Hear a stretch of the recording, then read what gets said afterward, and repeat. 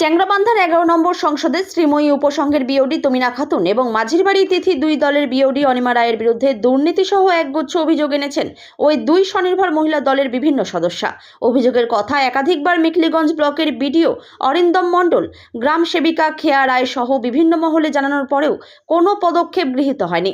এই অভিযোগ তুলে ক্ষুব্ধ সদস্যগণ গত শুক্রবার চ্যাংড়াবান্ধা গ্রাম পঞ্চায়েতের সমবায় সমিতির দপ্তরে তালা ঝুলিয়ে বিক্ষোভ দেখান। এ নিয়ে উত্তেজনা ছড়ালে মেখলিগঞ্জ থানার পুলিশ এসে পরিস্থিতি নিয়ন্ত্রণে আনেন। এরপরেই বিষয়টি নিয়ে আগামী সোমবার চ্যাংড়াবান্ধায় বিডিওর দপ্তরে বৈঠক ডেকেছিলেন মেখলিগঞ্জ ব্লক প্রশাসন। কিন্তু অভিযোগ ইতিপূর্বে বিডিওর কাছে অভিযোগের কথা জানাতে গিয়ে তাদের অপমানিত হতে হয়েছে, তাই এদিন তারা বিডিওর ডাকা বৈঠকে যোগ দেননি। এদিনও তারা চ্যাংড়াবান্ধার সমবায় দপ্তরের বাইরে দাবির ভিত্তিতে বিক্ষোভ দেখান। 4 দিন ধরেই দপ্তর তালাবন্দি রয়েছে। দাবি আদায়ে বিডিওর দপ্তরেও তালা ঝুলিয়ে দেবার হুমকি তারা দিয়েছেন। এসি শাহেনা খাতুনের বদলের দাবি করেছেন। এ নিয়ে কি বললেন জ্যোৎস্না খাতুন, সাবিনা খাতুন, মিনু বেগম, রূপালী বেগম, শুনুন। 11 নম্বর সংসদ থেকে বলতেছি, শাহেনা খাতুনের বিরুদ্ধে। উনি যে সঙ্গের ঘরে থাকে, উনি একজন এসি। আমরা যে তমিনা খাতুনের বিরুদ্ধে লড়তেছি, উনি ও কিভাবে বলে যে আমরা সমবায় দলকে এফআইআর করব। ও করে দেখা কতজনকার নামে এফআইআর করে। এখন তো দেখতেছি শাহেনা কি করে একজন এসি হয়ে এইভাবে কথা বলে 10 জন মহিলাকে। কে বলছে কথাটা? শাহেনা খাতুন। এখন বলতেছি, এখন আমরা শুনতেছি যে এইখানে শাহেনা খাতুনও তমিনার কাছে হাত আছে। তো উনি কি আপনাদের নামে এফআইআর লজ করছে? হ্যাঁ, মাঝি বাড়ি থেকে করছে, হুমকি দিচ্ছে আমাদেরকে। প্রকাশ্য বললো, কি বললো আপনার নামে? প্রশাসনের কাছে যে ওনার নামে আমরা এফআইআর করব। তা এফআইআর কি হচ্ছে আপনাদের নামে? হুমকি দিচ্ছে। কে হুমকি দিচ্ছে? শাহেনা খাতুন। উনি কি করে? ও করে দেখাক না। উনি কি করে এখানে? ও সঙ্গের এসি শাহেনা খাতুন, বিওডিদের এসি। ও এখানকার সঙ্গের কর্মচারী। খাতা টাতা ওরা সারে দলের থেকে। তা ওর বিরুদ্ধে কি আন্দোলন করবে আপনারা? এখন আমরা ওকে এই সঙ্গের ঘর থেকে বাতিল করতে চাই। দিদি আপনার নাম? রূপালী বেগম। ধন্যবাদ। দিদি, এই যে আপনাদের সঙ্গের ঘর গত 4 দিন ধরে তালা মারা আছে, আজকে বিডিও অফিসে মিটিং ছিল, আপনাদের ডাকা হয়েছে, আপনারা জান নাই কেন? এই সম্বন্ধে কি বলেন আপনাদের? বিডিও অফিসে আমাদেরকে ওই যে সমীক্ষার বলছে যে কয়েকজনকে ডাইকে নিয়ে একটা, হ্যাঁ, আমাদেরকে ডাকার জন্য উনি বলছে। তো এখন তো কয়টা বাজে? আমরা 11টার সময় আসি, এখন 3টা পার হয়ে গেছে। উনি এখনো পর্যন্ত আমাদেরকে ডাকেনি। তা আপনারা এখন কি চান? আমরা এখন চাই ন্যায্য বিচার। যে কথা হবে সঙ্গের ঘরে আমরা ব্লকে যাব না, আমরা ব্লকে যাব না। ব্লকে বারবার কেন যাব বলেন? বিডিও সাহেব তো আমাদেরকে একবার করে গেছি আর অপমান করে তাড়িয়ে দিছে। উনি তো বলছে আমরা মাথা মোটা, আমরা মূর্খ। আমাদের কি কোনো মান সম্মান নেই যে আমরা বিডিও সাহেবের ওইখানে আবার অপমানিত হয়ে চলে আসবো? বিডিও সাহেব তো এক কথাই বলে দিয়েছে, বিডিও সাহেব তো এক কথাই বলে দিয়েছে যে এগুলো সঙ্গের ঘরের ভেজাল সঙ্গের ঘরেই হয়, আমার এখানে কোনো বিচার নেই। তো আমরা সঙ্গের ঘরের বিচারটা নিয়ে কেন ওইখানে যাবো? কি বলার আছে? উনি এইখানে আসুক। আজকে কি বিডিও সাহেব এখানে আসছেন? ওনার কোনো অফিসার আসছে এখানে? আসে নাই, আমরা খবর পাঠাইছি, ওরা আসে নাই, এখনো আসে নাই। আচ্ছা, তালা খুলছেন ঘরে আপনারা? খুলবো না। তালা এখানে খুললে পরে বৃহৎ কেসাল লেগে যাবে। কেন খুলবেন না আপনারা তালা? না, খুলবো না। কারণ আমার নতুন নিয়োগ না হয় ততক্ষণ আমরা খুলবো না। আর কেন খুলবেন না? এখানে এসিতে যে আছে শাহেনা খাতুন, এখন তো দেখতেছি উনি আছে জড়িত। সব দুর্নীতির মূল হচ্ছে উনি। সবকিছু সব এই দুর্নীতির পিছনে ওনার হাত আছে। কারণ উনি একজন এই সঙ্গের ঘরের কর্মচারী। উনি একজন কর্মচারী, উনি একজন কর্মচারী দলের ও সঙ্গের। ওনাকে তো সব দিকটাই বুঝতে হবে, সব সমস্যায় সবাইকে সমানভাবে দেখতে হবে। কিন্তু হ্যাঁ, কিন্তু উনি সঙ্গের এসি হয়ে এই দলের মহিলাদের নামে এফআইআর করতে চান কেন? তাহলে উনি যদি দলের মহিলাদের নামে এফআইআর করেন, তাহলে উনি কি করে পরিচালনা কেন? তো আপনাদের থানা করে এফআইআর হচ্ছে? হ্যাঁ, ওরা তো বলছে মিডিয়ার সামনেই না, সেদিন বললো উনি তো মিডিয়া করছে, বলছে যে আমি এফআইআর করছি। তাহলে দেখেন আমরা তো এই যে দলগুলো তো আর একজন দুজন নিয়ে হয় না, একজন দুজন নিয়ে হয়, সঙ্গটা হাজার হাজার মহিলা নিয়ে হয়। তাহলে আজকে একজনের নামে করবে, দুজনের নামে করবে, তিনজনের নামে করবে, তারপরে আমরা 400 আসবো, 500 আসবো, 1000 আসবো, কজনের নামে উনি এফআইআর করতে চাচ্ছে। দেখি তো এক এক করে যদি সবার নামে এভাবে এফআইআর করে তাহলে এই সঙ্গে কি থাকবে? তো আপনি এই বিষয়টা আমাদের এসডিও সাহেব আছেন, ডিএম সাহেব জানাবেন? হ্যাঁ জানাবো, জানাতে হলে জানাবো, আমরা জানাবোই তো, জানানোর জন্যই তো আন্দোলন করতেছে। দিদি আপনার নাম? আমার নাম সাবিনা খাতুন। ধন্যবাদ।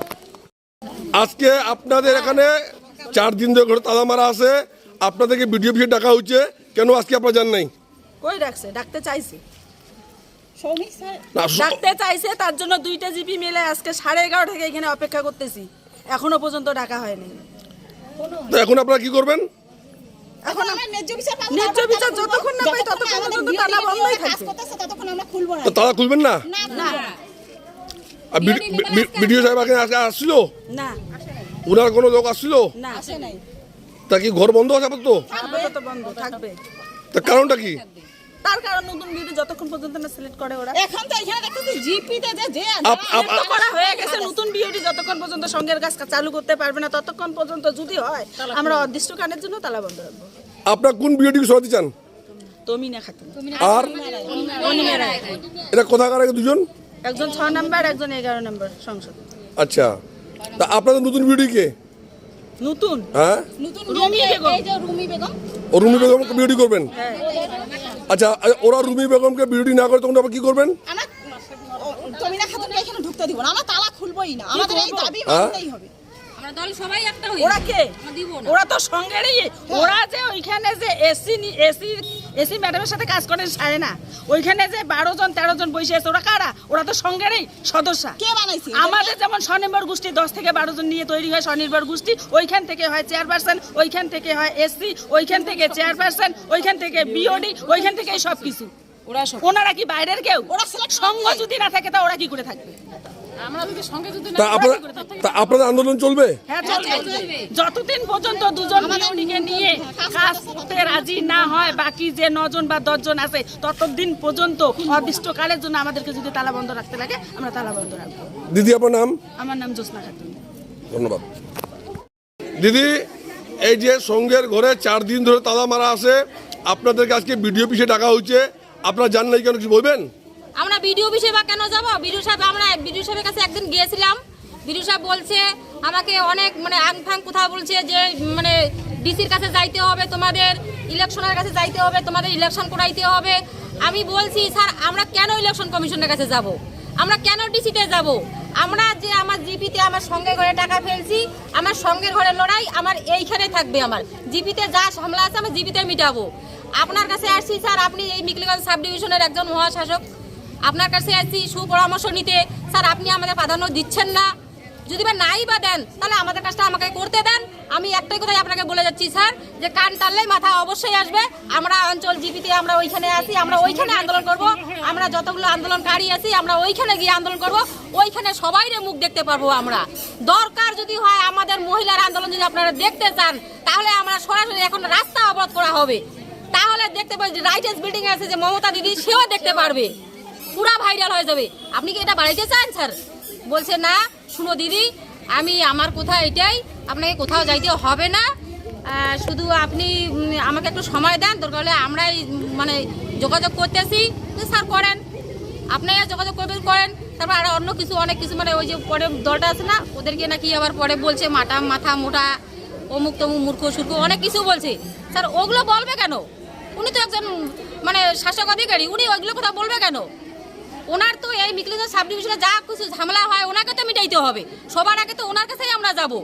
উনি তো বিডিও সাহেব, হ্যাঁ ওদের কাছে আমরা যাব, ওদের কাছে আমরা ঝামেলা মিটে যাবো, মানে যা কিছু আছে মানে যা সমস্যা বাদে আমরা সমাধানের জন্য ওদের কাছে যাই। উনি আমাদের কোথাও উড়িয়ে দিচ্ছেন কেন? উনি কার জন্য এখানে চেয়ারটা নিয়ে বসে আছেন? আমাদের মানুষের জন্য তো নাকি? তা মানুষের জন্য উনি কাজ করতে না পারেন, মানুষকে এরাও করতে না পারেন, তাহলে উনি ওই চেয়ারটাতে বসে আছেন কেন? মনে যদি করি আমরা জনগণ, ওদেরও চেয়ারটা আমরা নড়াইতে পারি, পাবলিকের উপরে কেউ না, এটা জানে রাখবেন। পাবলিকের উপরে কেউ না।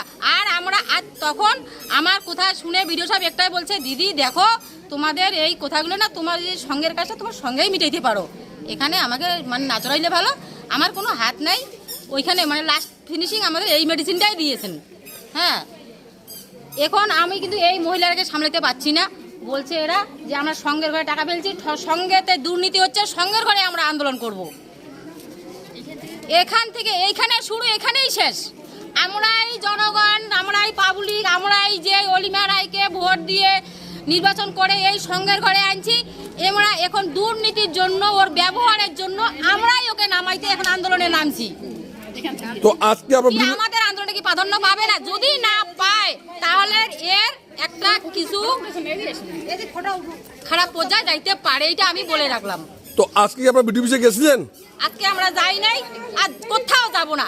আমরা একে একে ভিডিও অফিস 3 থেকে 4 বার গেছি, ভিডিও সাহেব আমাদের কোনো প্রাধান্য দেন নাই, যার জন্য আমরা এখানে আসছি। যদি আরো 10 দিন আসতে হয় আমরা আসবো, কোনো মানে এই সংসদ মেম্বারকে, ওই যে উপসংঘের মেম্বারকে আমরা কাজ করতে দিব না, আমরা তারা খুলবো না। যদি কোনো আমাকে পুলিশ মানে প্রশাসন নিয়ে আমাদেরকে হুমকি দেখানো হচ্ছে, যে প্রশাসন নিয়ে যাচ্ছি এইখানে, মানে সরকারি একটা জিপি, এইখানে কোনো হামলা করা যায় না। ভিডিও সাহেব নাকি ওই স্যারকে, মানে কি স্যারটার নাম যেন, সমিত স্যার, ওকে পাঠাই দিয়েছেন। উনি বলছেন যে এখানে কোনো হামলা করা যায় না, এখানে কোনো তালা বন্ধ করা যায় না, এখানে অনেক এবিসিডি পড়াইতেছেন। আমি বলছি ওগুলো এবিসিডি আমাদের পড়াইতে হবে না। ওদের আমরা ইলেকশন তোমাদের ঘরে আমরা মানে পেপার ফেলাই দিলাম, তোমরা 6 মাস কি 1 বছর কি 10 বছর পাঠাই দিলে, হাতেই দিলা না। আমরা কি ওর অপেক্ষা থাকবো নাকি? আমার এক মুহূর্ত টাইম নাই। এই আমরা এই মহিলারা সবারই সংসার আছে, সবাই কাজ ফেলে আসছে, এক একটা মহিলার বহু কাজ কিন্তু সংসারে। হ্যাঁ, সবাই কাজ ফেলেছে, আর কয়দিন বা আসবো আমরা এইভাবে? আমাদের সুরাহা দেওয়া হচ্ছে না কেন? তো আজকে বিডিও অফিস থেকে কেউ আসেনি এখানে? আসে নাই, এখনো আসেনি। তা আপনাদের কি আন্দোলন চলবে আগামী দিনে? আন্দোলন আমার এটাই জানিয়ে রাখবেন, আপনি সাংবাদিক দাদা তো, ভিডিও সাহেব আমাকে আজকে মানে খবর কিন্তু রিলি হইতে আছে, ভিডিও সাহেব কোনোদিন মানে শুনতেছে না। এরপরে দরকার হলে ভিডিও সাহেবের ঘরে তালা মারবো, এটাও জেনে রাখেন। তো আপনাদের যে ঘরটা যে বন্ধ আছে, আপনারা কার বিরুদ্ধে আন্দোলন করতেছেন? ওই বিওডির পক্ষে। বিওডির নাম কি? অলিমা রায়।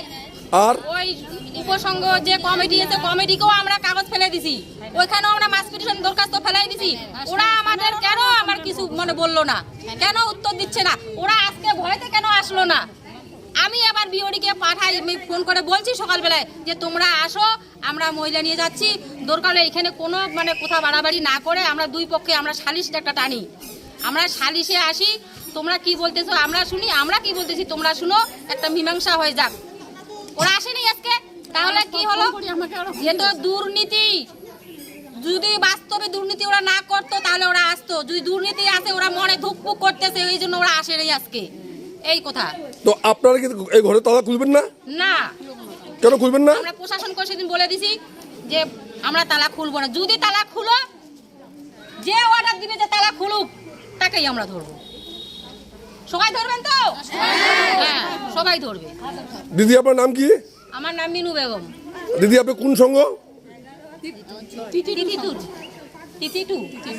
টু মাঝি বাড়ি না? মাঝি বাড়ি। ধন্যবাদ দিদি আপনাকে।